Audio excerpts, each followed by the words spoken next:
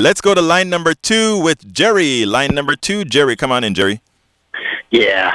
I'd just like to say in reference to your last caller there, it's amazing how they want to shut up, how drug companies shut up when you start asking them for the details on the breakdown of the price structure on drugs and stuff like that. You know, they'll sit there and tell you something like, you know, it takes $100 million to bring a drug to market. Right. But when you sit there and ask them to give you the breakdown on it, everybody shuts down. Well, Jerry, that is the reason why. I mean, and again, you cannot blame Leo for the information that's out there. That's why Americans are misinformed. Don't you think the drug companies are busy putting out a whole lot of information that simply makes it seem that they're investing more than they invest? Of course, that's what they're doing. It amazes me how people buy into stuff the drug companies say and all that stuff. Well, I'm not an anti-capitalist by any stretch of the imagination, but it just amazes me. But anyway, go ahead. Beforehand, I'm glad that you brought that up because I want to clear that up too. I don't think anybody is anti-capitalist. Let me tell you something, okay? What people are, and line 3 and 4, I'm coming to you guys shortly. What is important for people to understand when we talk about capitalism and free enterprise? First of all, free enterprise is not capitalism.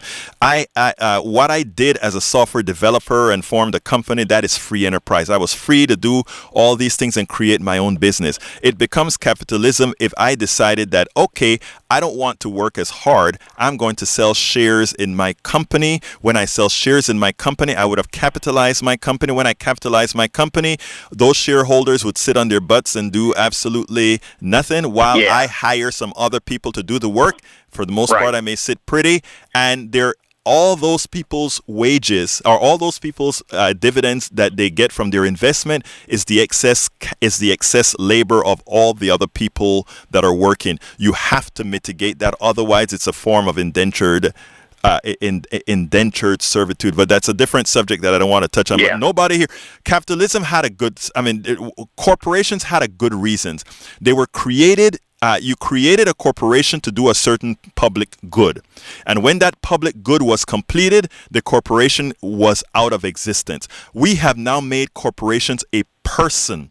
And in making a corporation a person, we've given it life in perpetuity. And in giving it life in perpetuity, they do whatever they need to survive, including hurting people to survive. So people have to understand these concepts before they simply say, oh, you're anti-capitalist or you're anti-corporation. Nobody's anti-corporations. Corporations can serve a very good purpose. But when their purpose is over, when they're done developing whatever they're developing, it should then be, the corporation should come out of existence and we then have things back into the public domain.